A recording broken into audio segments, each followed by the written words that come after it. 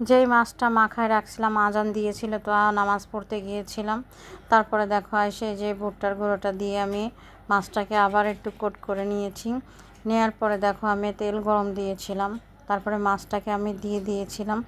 এখানে আসলে আজান দেওয়ার আধা ঘন্টা আগে রান্নাঘরে গিয়েছি, আমার লেট হয়ে যাচ্ছিলো। মাছ কিন্তু এক পিঠ ভেজেছি, আর এক পিঠ উল্টায় দিয়েছি। এখন আমি দেখো তেল লাগাই রাখলাম স্টিলের প্লেটটা। তারপরে যে ময়দাটা আমি মাখায়, ময়দা না সরি এটা আটা, ওটাকে আমি হাওয়া বের করে নিয়ে সুন্দর করে মাখিয়ে ঝুঁকিয়ে এই যে প্লেটে ছেট করে নিয়েছি। আসলে আমার হয়তো টাইম নাই, 2টা কাঁটা চামচ নিয়ে দেখো বড় বড় আমি সিদ্ধ করে দিলাম যেন নিচ পর্যন্ত মশলা বেড়ে যায়, হাওয়া বেড়ে যায়। সস দিয়েছি। তারপরে এই পর্যায়ে আমি কিন্তু এখানে একটা ডিম দিয়েছি আর গাজর দিয়েছি আর সস দিয়ে মিক্স করে নিয়েছি। পরে ঘরে থাকারই আগে মাংস রান্না করা ছিল, টমেটো গাজর পেঁয়াজ সব ঘরে থাকার জিনিস দিয়েই আমি রেডি করছি।